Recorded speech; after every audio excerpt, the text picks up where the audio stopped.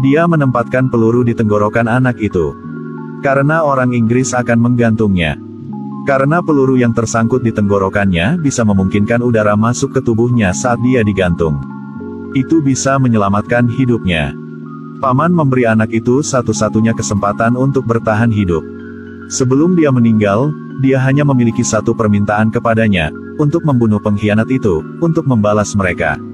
Dia kemudian dibawa ke stasiun eksekusi. Pada titik ini dia menemukan bahwa tentara Inggris lupa mengunci pintu. Dia mengambil kesempatan untuk melarikan diri. Dia dengan marah bergegas ke pengkhianat, menariknya dari kudanya. Dia mengambil pisau dari pria itu, bersiap untuk menghabisi pengkhianat ini. Tapi perbedaan kekuatan antara keduanya terlalu besar. Dia dengan cepat didorong ke tanah oleh rekan satu timnya.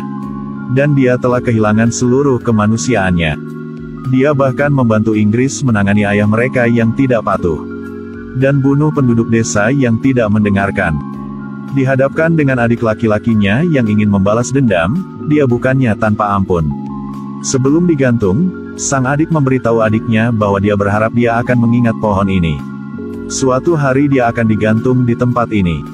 Setelah mengatakan itu, dia dan yang lainnya digantung di pohon. Dia dengan cepat berhenti bergerak. Setelah saudara itu pergi, sekelompok biksu datang untuk memindahkan mayat-mayat itu. Kemudian mereka memeriksa untuk melihat apakah ada yang selamat, dan menemukan bahwa bocah itu masih bernafas. Biksu itu buru-buru mengeluarkan minyak dan membiarkannya mencium baunya. Dia segera sadar kembali, juga memuntahkan peluru yang tersangkut di tenggorokannya. Dia memutuskan untuk mengikuti jalur kultivasi para biarawan. Sudah 10 tahun, Gosain telah berkultivasi dan mendapatkan kekuatan besar. Dia bersumpah bahwa dia pasti akan menggantung saudaranya di atas pohon di desa. Membayar hutang darah untuk orang yang dicintai yang sudah meninggal. Pria ini ingin secara pribadi membunuh saudaranya. Dia memegang tombak panjang, menunggang kuda, sendirian untuk mencari keberadaan saudaranya. Selama bertahun-tahun, Gosain telah berkeliaran, membunuh banyak orang jahat. Ini membuatnya bermusuhan dengan banyak orang. Suatu hari, seorang gadis kesepian diperhatikan oleh bandit. Dalam keadaan darurat, Gosain muncul. Biarkan dia pergi. Bandit yang tidak tahu ketinggian bumi ini tidak ingin melewatkan mangsanya yang menggiurkan.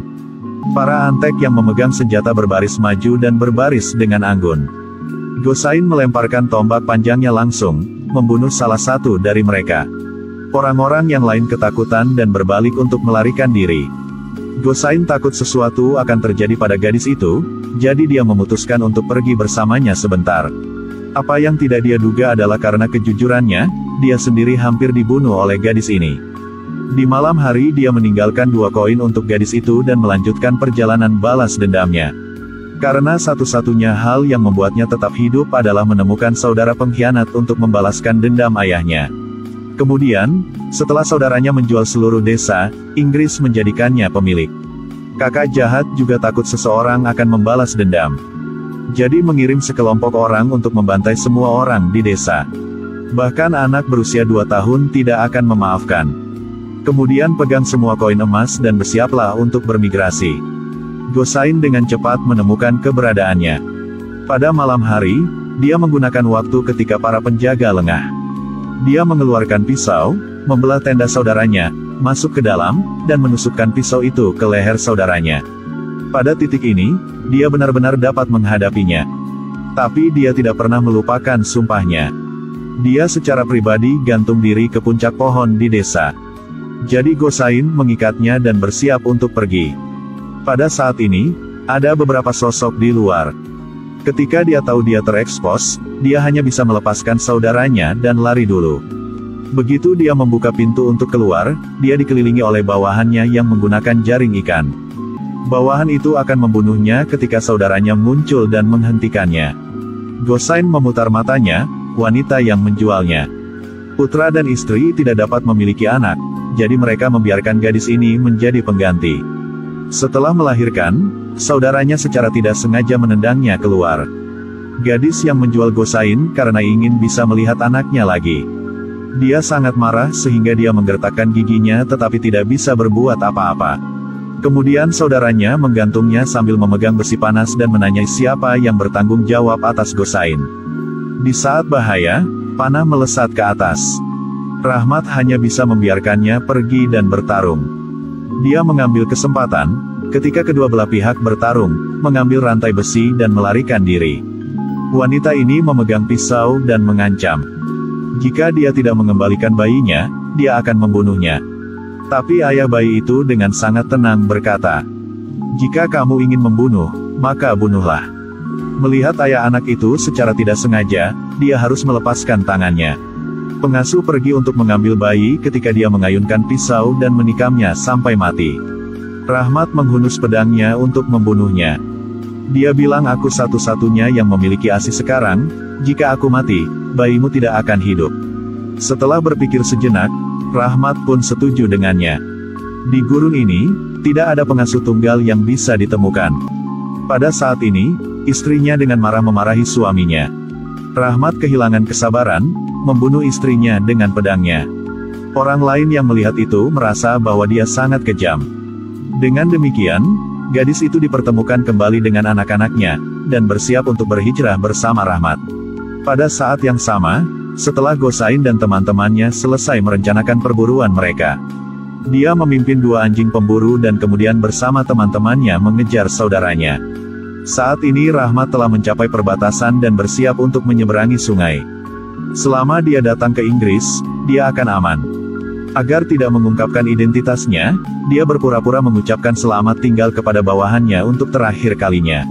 Ketika orang itu tidak memperhatikan, dia menggunakan pisau untuk mengirimnya ke surga. Saat mereka hendak memasuki sungai, raungan terdengar. Kemudian petasan ditembakkan. Setelah ledakan, para prajurit menderita korban yang tak terhitung jumlahnya. Ternyata meriam itu ditembakkan oleh saudara laki-laki Gosain. Meriam lain ditembakkan. Boom lagi. Prajurit lain berguling-guling di air. Melihat situasi yang kurang baik, Rahmat memerintahkan anak buahnya untuk segera naik ke kapal. Perahu mereka mencapai tengah sungai ketika tiba-tiba Gosain muncul dari air.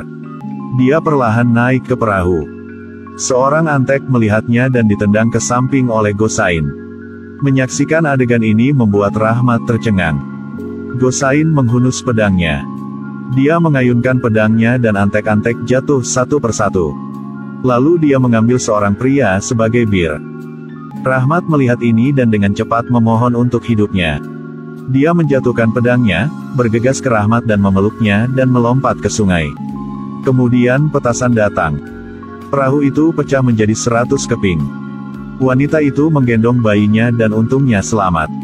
Setelah menangkap saudaranya, Gosain segera membawanya dan wanita lainnya ke desa tempat semua orang dieksekusi. Dia pernah bersumpah di tempat ini untuk menggantung saudara jahat ini. Setelah diinformasikan, kebencian dalam pikiran telah dihapus. Dia menoleh untuk melihat wanita itu dan menemukannya sekarat. Dia pergi ke sisinya. Dia memberikan bayi itu kepadanya dan berhenti bernapas. Dia menggendong anak yang tidak bersalah, menunggang kudanya dengan kepala terangkat tinggi dan pergi. Seseorang yang melakukan hal-hal buruk harus membayar untuk itu. Semua orang akan membayar untuk perilaku mereka. Kebajikan mungkin datang terlambat, tapi pasti akan datang. Cerita pun berakhir. Ikuti terus Sulaiman LS untuk mendapatkan video selanjutnya.